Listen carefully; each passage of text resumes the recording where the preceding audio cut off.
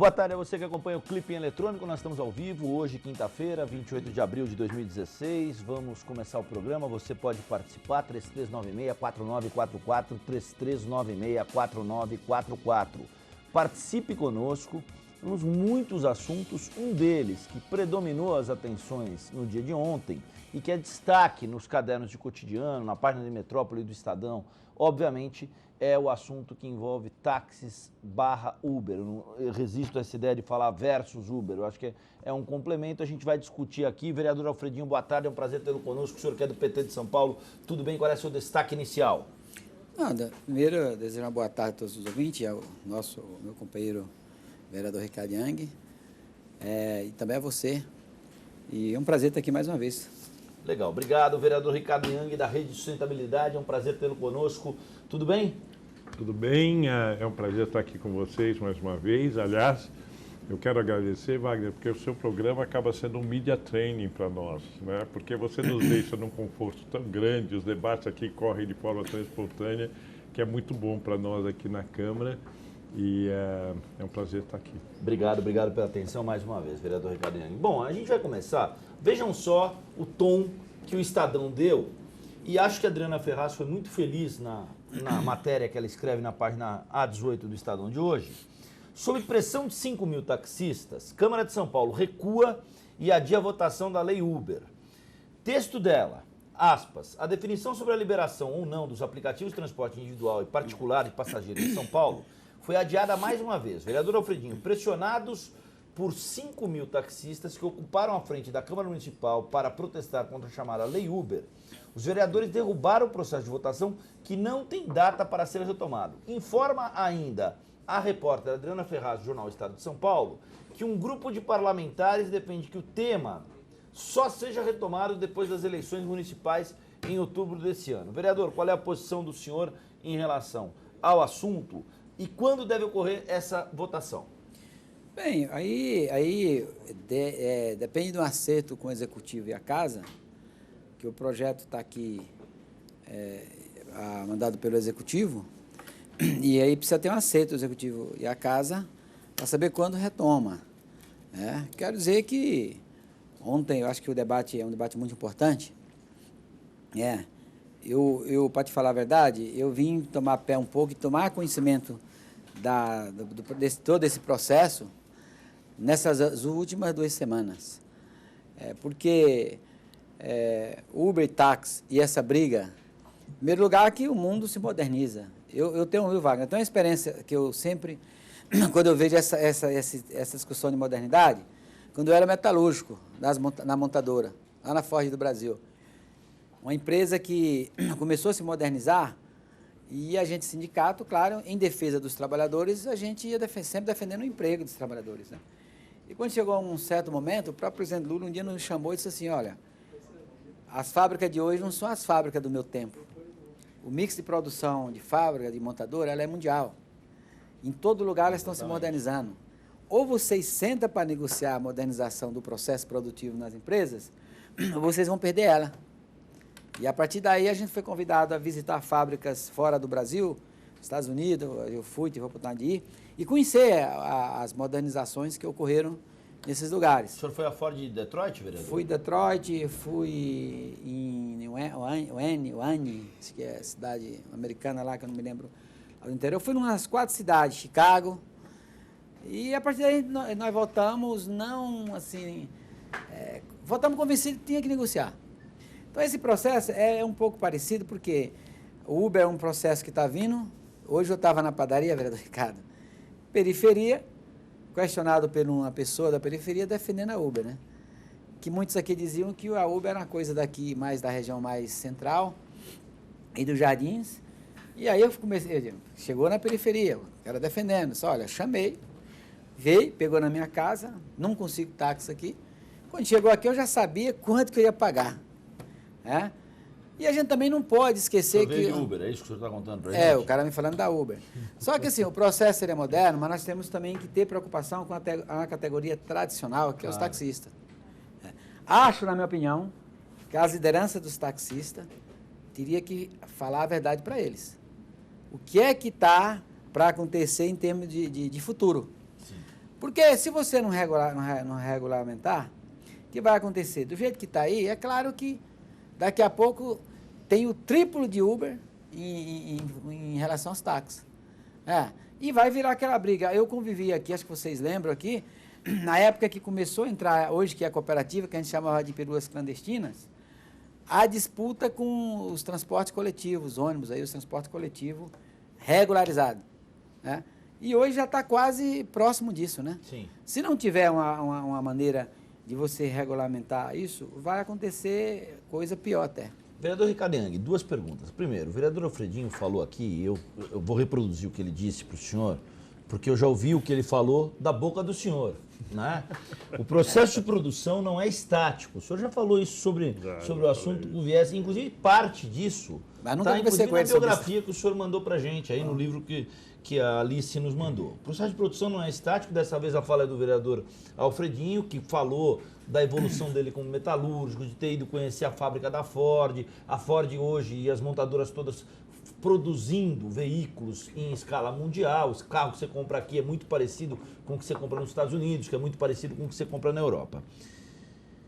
Aplicando isso ao Uber, quão sensível é o mercado a essa percepção dessa dinâmica e não de um processo estático? E quando é que esse assunto vai ser finalmente votado?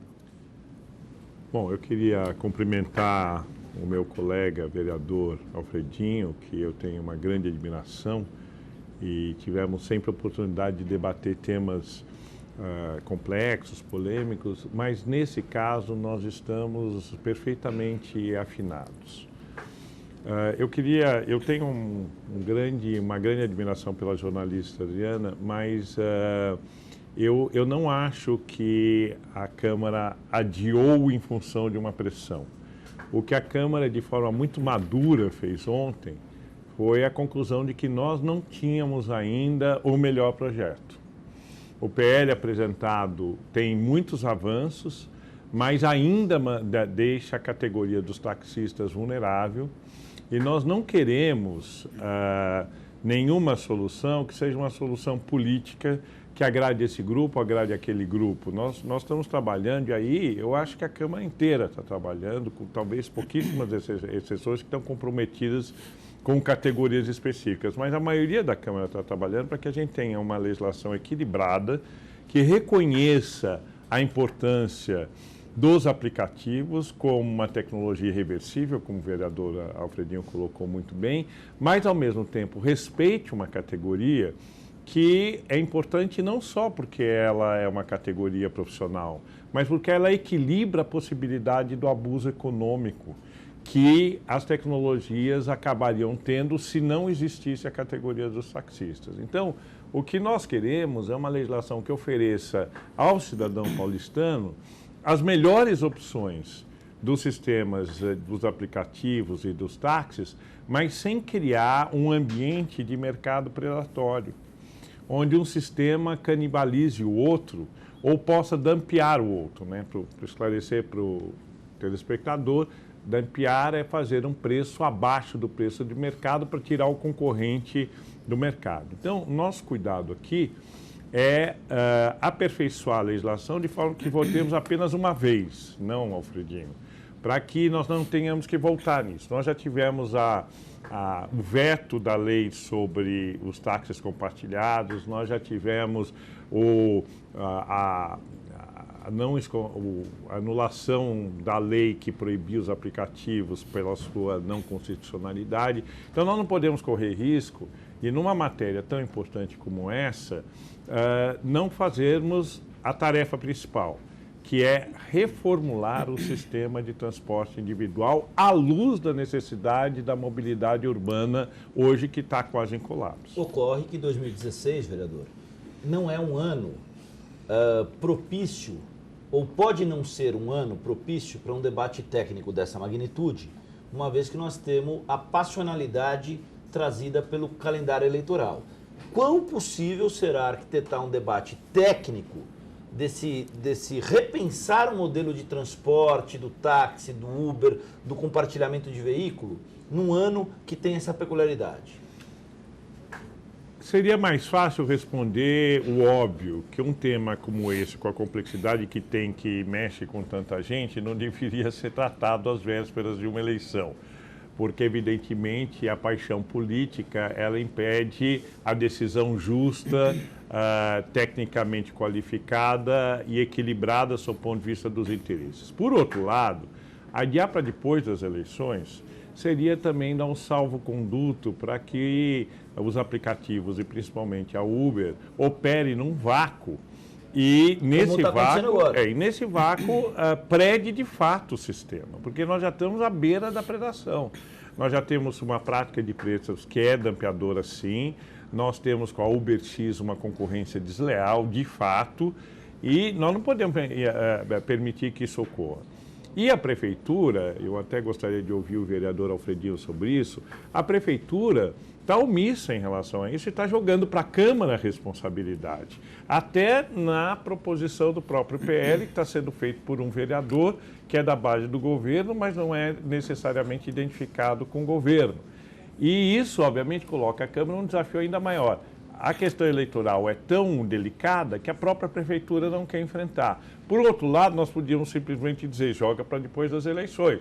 Mas nós não podemos permitir que o vácuo acabe predando o sistema. Então, nós estamos realmente numa situação de grande desafio, não, vereador? Olha, ainda sobre isso que ele falou, vereador Alfredinho, por favor, queria que o senhor discorresse a respeito do tema, a partir de uma informação que o vereador Ricardo Yang nos deu aqui agora, de que a tarifa do UberX, ela é uma tarifa tão competitiva que ela impõe um processo de dumping aos taxistas. Dumping é, como definiu o vereador, é o sucateamento de um determinado mercado. A gente vê muito os empresários ligados à ABMAC, a Associação Brasileira da Indústria de Máquinas, reclamando, por exemplo, das máquinas que entram no Brasil para corte de grama, para trabalho na agricultura, que custam 20%, 30% do que custa qualquer concorrente nacional. Como é que a gente equaciona algo tão complexo assim, vereador? Deixa eu falar, primeiro, eu acho que alguns amigos nossos, na minha opinião, até de forma, pensando muito eleitoralmente, começa a querer jogar que quem é Uber é contra taxista, ou quem é taxista é contra Uber. E, na minha opinião, o debate não é esse. Eu não sou contra taxista, já disse, não sou. Tanto que estou preocupado em aprovar algo que preserve os taxistas. Porque do jeito que está, como falou o vereador Yang aí, a concorrência é desleal. Vou dar só um exemplo. Eu conheço uns meninos que trabalham nas subprefeituras durante o período do dia, trabalhando lá, levando fiscais, levando funcionários em lugares aí para trabalhar. No período da noite vai para Uber. Eu, por exemplo, não sabia que só bastava entrar no aplicativo e qualquer um pode usar o seu carro para trabalhar com a Uber. Então, se for assim, realmente é uma concorrência desleal com os próprios taxistas. Eu tenho que achar. Fazer do Uber um concorrente de reino, um freelancer. O prefeito está interessado. Ele disse o seguinte: ele não faz por decreto, porque ele sabe que por decreto tem a possibilidade de ter uma enxurrada aí de ações na justiça. Um projeto aprovado pela Câmara, a possibilidade de ações na justiça é menor. O prefeito falou ontem, bem claro, fizemos reunião com ele foi bem claro, ele disse, olha, se a Câmara quer esperar, eu não quero, porque é uma irresponsabilidade minha não encarar esse debate, mesmo sendo um ano eleitoral. É um prefeito corajoso, que enxerga o futuro, enxerga bem o futuro, bem à frente, e que não tem medo de colocar um tema tão polêmico como esse e trazer esse debate véspera de uma eleição. Então o prefeito está preocupado em resolver o problema. Você falou muito bem, nesse lance de concorrência desleal, que os produtos chineses que entram aqui com menores impostos e concorrem com os nossos aqui, e acaba e às vezes gera o fechamento de várias empresas, porque não consegue concorrer, é o que está acontecendo, é muito parecido, bem parecido. Que hoje já ontem falaram aí, umas 3, não sei se é a empresa que dá o nome, que está usando esses aplicativos, né? Todas de fora, já atuando. E muitas delas não querem nem que regulamente. Porque se regular o sistema, eles não vão poder mandar a quantidade de recursos que eles mandam para os países deles. Tem empresa aqui americana, da África, né? Da África, já atuando aqui. Né? Então é um tema... E o vereador Yang talvez seja candidato a prefeito? Digo talvez porque ele só pode dizer que é candidato depois que tiver homologado. Pode dizer que é candidato, parece que a nova lei pode dizer que é candidato, mas não pode pedir voto, não é isso? Agora, inegavelmente, vereador, esse debate vai vir para a eleição. Esse debate da mobilidade vem, porque é um dos principais problemas da cidade de São Paulo. E outros, né? E outros debates que virão, Parque dos Búfalos vem para eleição. Vem Assunto de faixa exclusiva de ônibus vem para eleição. Sim, Táxi versus Uber vem para eleição. Mobilidade porque se você listar os 10 principais problemas da cidade, certamente a mobilidade deve estar em segundo a terceiro. O prefeito falou para a gente ontem, viu, que a questão da preocupação, a pesquisa que ele tem, a prefeitura tem, do paulistano a mobilidade, aquela série de problemas que a população coloca, entre os temas, por exemplo, saúde ainda está em primeiro lugar, que não tem jeito de mudar. Segundo ele, a questão da mobilidade em relação aos ônibus caiu para sexto. Sim, mas veja só, isso que o senhor está falando, vereador, é muito legal, em especial, na segunda-feira nós tivemos aqui, o senhor que muitas vezes promove os Segundas Paulistanas, que articula debates importantes sobre sustentabilidade. Na segunda-feira nós tivemos, durante a tarde, no plenário, a TV Câmara transmitiu, mais uma etapa do ciclo de debate São Paulo 2030, dessa vez com o prisma tecnologia, informação e gestão do conhecimento. Para onde a cidade de São Paulo vai caminhar até o ano de 2030, tomados como elementos, essa tríade, tomada essa tríade como elemento padrão. Esse evento foi promovido pela Escola do Parlamento aqui da Câmara Municipal. A gente procura sempre por uma diretriz da Casa, por uma diretriz do Cristi, que é o presidente da Escola do Parlamento, por uma diretriz da Diretoria de Comunicação Externa, ter sempre visões bem heterogêneas num debate como esse. E a Escola do Parlamento fez uma pesquisa, vereador. Uma pesquisa sobre qual é o principal problema para o paulistano. Disparado, a Carol Câmara fez uma reportagem sobre isso, o assunto foi saúde. Ou seja, nós estamos discutindo uma coisa, como disse o vereador Alfredinho, é o quinto, sexto, a oitava preocupação do paulistano, e a saúde está sempre em primeiríssimo plano. Saúde, habitação, segurança vão sempre duelar ali entre os 4 primeiros lugares. Por quê? Bom, eu gostaria de falar um pouquinho ainda sobre a questão da mobilidade urbana, mas eu não vou deixar de falar sobre saúde, que é muito importante.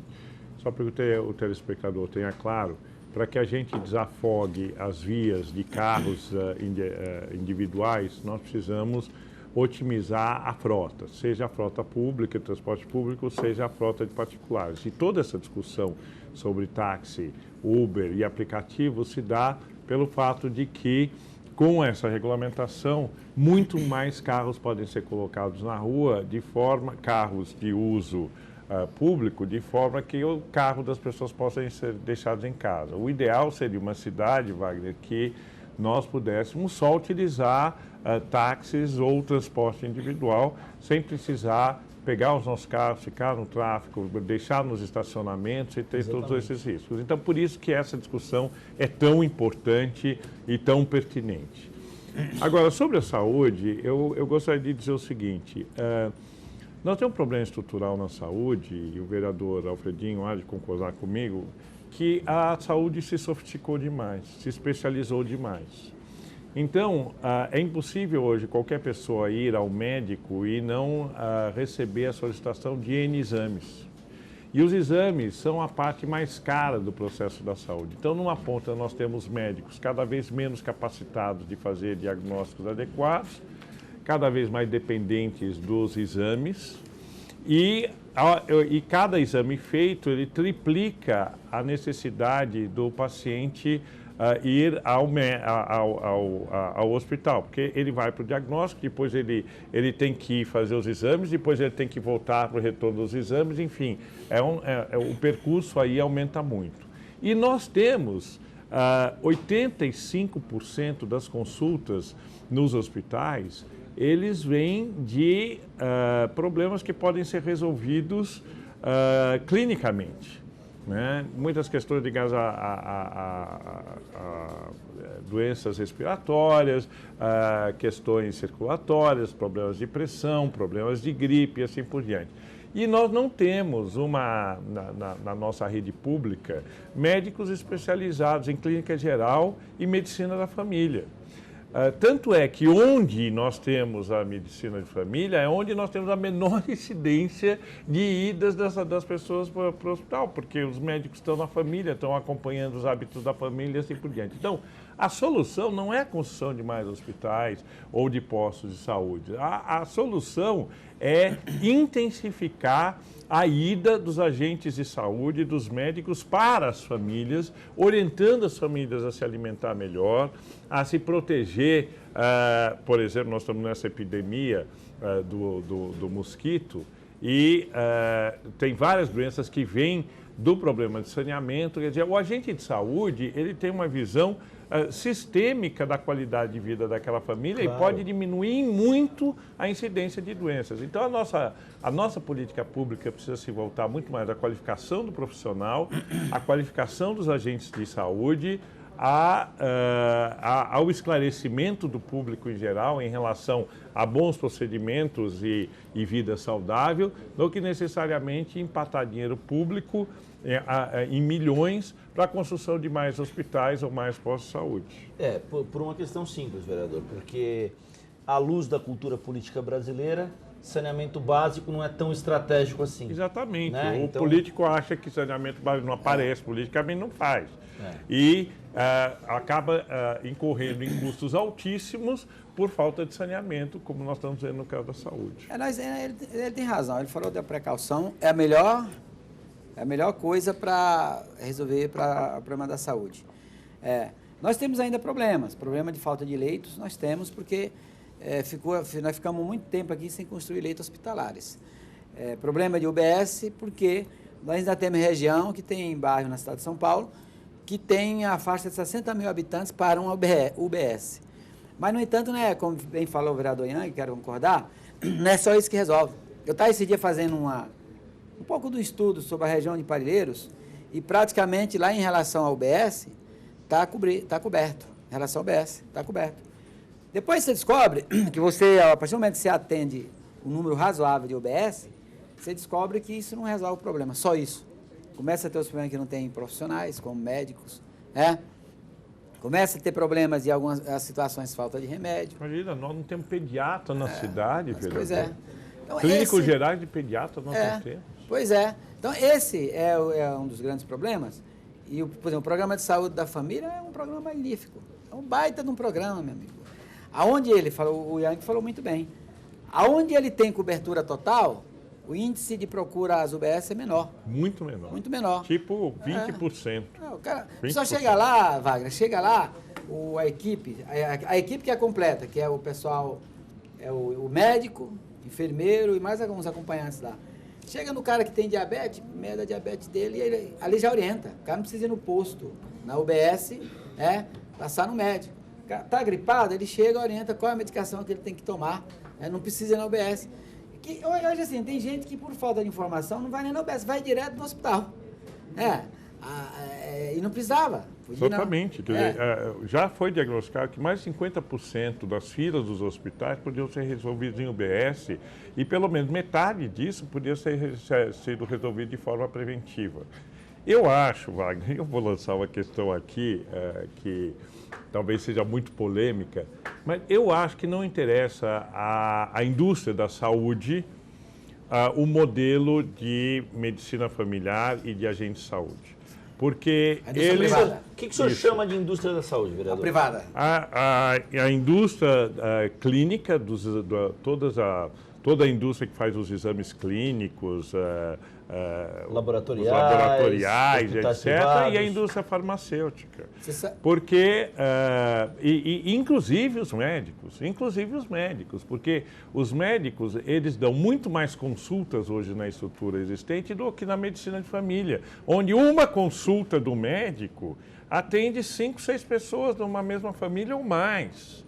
Então, nós invertemos completamente o conceito de saúde, onde saúde é prevenção, né? Não é profilaxia depois que a doença ocorre. Isso é óbvio, mas toda a indústria da saúde trabalha com o pressuposto contrário, que nós temos que trabalhar e eliminar a doença. E para eliminar a doença, nós precisamos de uma sofisticação que vai do diagnóstico até os medicamentos, que é exatamente o oposto de uma sociedade saudável. Então, vereador, mas não há um só político que a gente tenha conversado aqui na Câmara ou em qualquer outra circunstância que tenha ressalva em relação ao papel do SUS.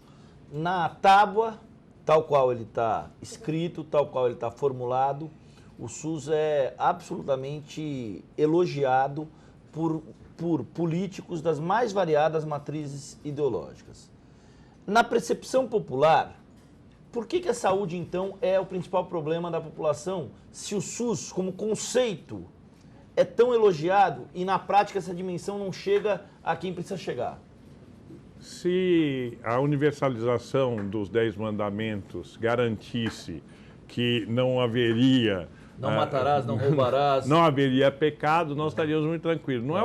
Não é porque a concepção do SUS é adequada, é muito avançada, que o seu funcionamento é adequado. Por que o seu funcionamento não é adequado? Porque o SUS ainda está fundamentado, não é só a questão da universalidade, na universalização do acesso à saúde, mas está fundamentado numa medicina que, com o desenvolvimento da tecnologia e a complexidade da tecnologia da saúde, ao se universalizar, se inviabiliza orçamentariamente. Eu já falei aqui no teu programa o problema do dependente químico. Sim. O dependente, qual é o orçamento do dependente químico? Ele está diluído no orçamento da saúde como um todo. Quando o paciente dependente químico, o morador de rua, exige um orçamento, muitas vezes, aquele que a população per capita exige, mas não tem orçamento para tratar então sempre vai faltar recursos para o tratamento do dependente químico e assim sucessivamente. Quer dizer, a saúde, ao se universalizar, ela não incorpora a complexidade e as nuances de uma saúde que se tecnologizou, que se sofisticou e que não pode ser universalizada dessa forma. Agora, a saúde preventiva, essa sim pode ser universalizada. Essa sim ela é muito barata e o custo-benefício de uma ação preventiva é enorme para os cofres públicos. Então, o conceito da universalização é correta, mas a forma da medicina praticada pelo sistema do SUS não permite essa universalização. Vereador, e aí? O que o senhor tem a dizer a respeito do papel do SUS, dessa percepção a que o vereador Ricardo Young nos trouxe? Como ponderar esse ato que existe entre o conceito, que é tão irrepreensivelmente elogiado, e a prática, que na prática ainda tem os seus gaps, ainda deixa a desejar? Já é o melhor sistema, elogiado pelo mundo. Os americanos vieram aqui, copiaram mais ou menos isso aqui, esse sistema.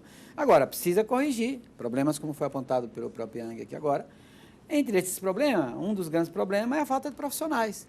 Por que a falta de profissionais? Para alguém entrar na área da medicina, seja para ser médico, ou seja para qualquer tipo de profissional, não é qualquer um que entra. Lá na periferia nós temos um monte de jovens que têm interesse em entrar na área da medicina, ser médico, porque, na minha opinião, eu acho que para ser médico, não é qualquer um que vai ser médico, que pode ser médico, né? A pessoa tem que gostar, a pessoa tem que querer ser, percebe? Mas não pode, por quê? Porque acesso à universidade pública, ele não tem como deveria ter. O número de vagas para ele ter acesso à universidade pública é limitado, tem que disputar o ProUni, aqueles que não podem, quando consegue. Um curso de medicina, caríssimo. Você conhece a Unisa Santa Amaro? Sim. Nós temos um curso, o campus de medicina, que é quase ao lado da minha casa. O campus 1 é lá da sua casa? Quase, é do lado da minha casa, é menos de 5 minutos da minha casa. Antônio Vilela, lá embaixo. O prefeito acabou de assinar um convênio, porque lá lá já tinha um convênio lá com o hospital, chamado Hospital Eva, e por conta de alguns problemas, lá tem um hospital montado, os equipamentos, e tem a necessidade que você tem os médicos residentes, né? E parado. Eu fui uma das pessoas que lutei, desde que eu cheguei aqui como vereador, aquele convênio estava parado aqui, tinha sido, a prefeitura tinha desistido, né, tinha cancelado o convênio. Eu fui um dos que lutei aqui na época para poder recuperar, porque era muito importante. Ali já foi um pronto-socorro, já foi um ponto de referência para as pessoas dali da região. Né? A gente recuperou parte, não foi totalmente. Agora o prefeito acabou, acho que ontem o Padilha foi lá, assinou, lá vai se transformar no Hospital Dia. Isso. Um Hospital Dia, que vai ajudar muito a região. Agora, voltando à questão da... E que é bacana para quem está na faculdade de medicina. Você vai... aproveita o cara que está na faculdade de medicina da Unisa, que está ali para atuar numa comunidade que efetivamente precisa. Agora, esse dia eu perguntei para o diretor da saúde da família, que é quem faz a gestão da saúde lá na região, onde a gente mora. Meu amigo, como é que está a situação aqui de médicos, que é uma das grandes reclamações da população? Ele falou para mim, pela primeira vez nós temos cobertura de médico em todos os equipamentos. Só que a cobertura muito no limite. Se hoje falta um, por exemplo, se falta um hoje, acabou não tem outro para substituir. Aí a pessoa vai lá, necessitando do médico, e não tem um médico. Como ele falou, pediatra, eles que não conseguem achar para contratar. Um absurdo. Sim. Como é que pode? Um especialista, quando você quer uma consulta, aí demora meses e meses, né? Então, esse é um dos grandes problemas. E aí tem que abrir concurso, tem lá suas burocracias também. Mas hoje, como a saúde está terceirizada em tese, porque são as organizações sociais que estão gerenciando, as OSESPs. Nem precisaria abrir concurso, porque elas podem contratar sem concurso público. Né? Aliás, tem pouco profissional. Aliás, eu acho que o vereador Alfredinho traz um tema muito importante. Nós estamos em ano eleitoral e esse tema vai ser recorrente nos debates, que é a parceria público-privada que as organizações sociais representam. Eu acredito que, se com as organizações sociais nós temos problemas, e temos, também temos centros de excelência, sem as organizações sociais seria um caos. Porque a administração direta não é qualificada para algumas atividades. Se ela é para a educação, e eu acho que na educação nós temos um grau de eficiência, não necessariamente de qualidade razoável, não é para a saúde. Porque a saúde é de uma complexidade tão grande que a própria burocracia e os pesos e contrapesos da legislação que regulam a atividade pública impedem que haja eficiência na gestão direta. Nós temos algumas exceções, o Hospital das Clínicas, mas mesmo a exceção confirma a regra, porque o Hospital das Clínicas pertence à Universidade de São Paulo, né, que tem absoluta autonomia em relação ao Estado. Então, eu acho que as organizações sociais podem ser um avanço, mas elas não são vistas de forma positiva, até pela gestão do PT. O PT nunca acreditou que a terceirização da saúde poderia ser uma coisa boa. Mas só há possibilidade de universalizar a saúde com a terceirização. E aí nós temos um grande desafio que vai perdurar para as próximas gestões. Que esse desafio ele é aplicado no sentido de um debate da saúde que seja menos genuinamente politizado, vereador? Sim, eu acho que o debate da saúde ele é muito ideologizado, ele é muito politizado e isso impede boas práticas. Vamos pegar um exemplo de excelência e o vereador Alfredinho conhece bem, que é o Hospital do Emboimirim, que é da OAS do Albert Einstein. Todo mundo sabe que o Albert Einstein ele é um centro de excelência, é um centro de alta tecnologia em medicina. Sim. Então, a OAS do Emboimirim, ela se beneficia dessa tecnologia sem ter que fazer investimentos adicionais. Então, há um ganho de escala incrível para o atendimento daquele hospital, que um outro hospital da administração direta jamais poderia produzir. Agora, quais são os aspectos que impedem que o Hospital do Emboimirim seja ainda melhor? Certamente não é a excelência do Hospital Albert Einstein. Tem a ver com o tipo de equação orçamentária que se faz naquele hospital. Bom, enfim, eu não vou entrar no mérito porque vai ser exaustivo para o telespectador. Mas o fato é que se nós olharmos com boa vontade e despolitizarmos a discussão da saúde e colocarmos no lugar qual é o modelo de saúde que melhor pode atender a população de São Paulo, nos 85% que podem ser resolvidos de forma preventiva e nos 15% que precisam de alta tecnologia e tratamento intensivo, nós conseguiríamos melhorar a nossa saúde em pouquíssimo tempo, vereador Alfredo. Muito mais do que nós temos hoje, muito mais, eu tenho certeza disso. E aí, vereador Alfredinho, para onde caminhamos nesse sentido? Olha, eu acho que caminha realmente. É lógico que o PT sempre teve divergência com a questão da terceirização em tudo. Com relação às creches, o problema é o real. E aí não resolve, né? Porque tem problema com a terceirização e aí creches também não consegue fazer. Pois é.